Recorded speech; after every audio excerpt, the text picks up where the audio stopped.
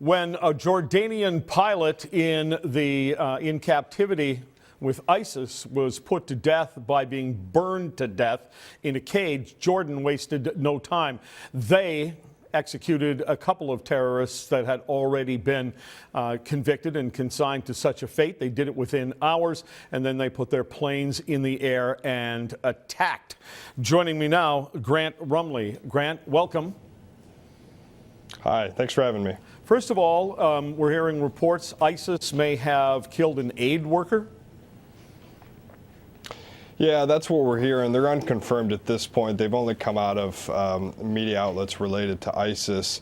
So we can only speculate based off what we hear from them. Obviously, getting confirmation is quite a difficult task to do, especially in Syria. But right now, all they are unconfirmed reports. So when Jordan acted as swiftly as it did, were you surprised? And do you think that they're doing the right thing? Well, I think the Jordanian government felt it was necessary.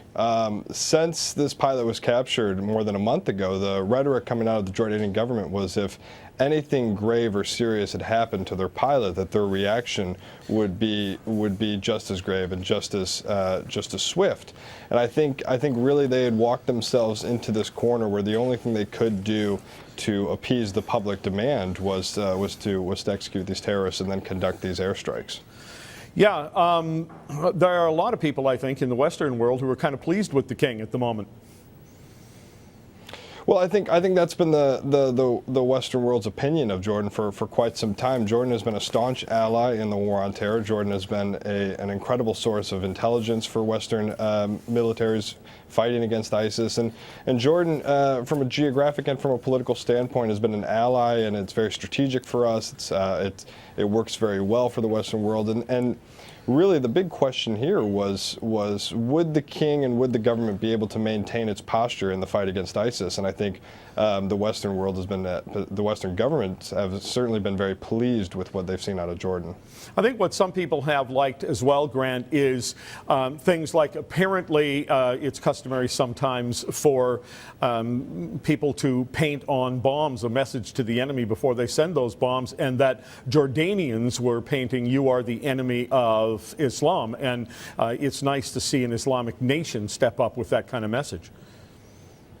And they were they were painting on the names of the pilot. They were painting on Quranic verses. They were painting messages. And I think this is really the first public execution, and really a horrific execution, of a Muslim Arab pilot. And this has galvanized, I think, to a larger extent, the Muslim world in the Middle East. And I think what you're seeing in Jordan is an outpouring of people from all ends of the political spectrum denouncing this attack, saying it isn't Islamic, it doesn't stand for what their religion stands for, and really sort of taking a stand against this group that poses in the name of their religion.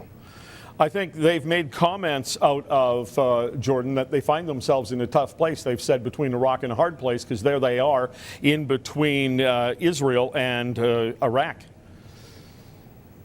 Yeah, and I think for Jordan, the bigger question here is how long they can keep their involvement at this level. The Jordanians, before the pilot was captured, were more concerned with the massive amount of Syrian refugees spilling over and the troubling state of the economy.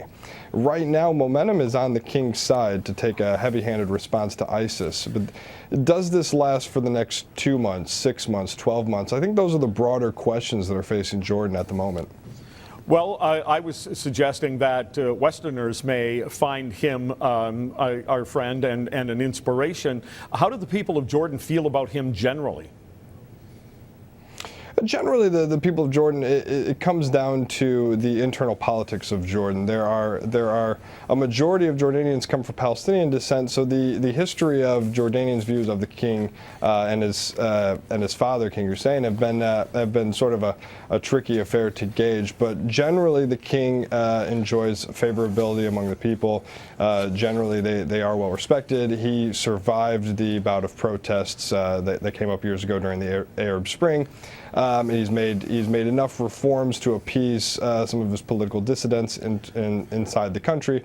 And I think generally support is swelling in terms of the response he's taken to this pilot's death. He's gone to the family's grieving tent. He's gone out to the cities and met with tribal leaders. He's gone out and really put a face to a name and pressed the flesh, so to speak, in Jordan. Grant, thanks very much. Have a good weekend. Thank you. You too. Good to have you. Now up.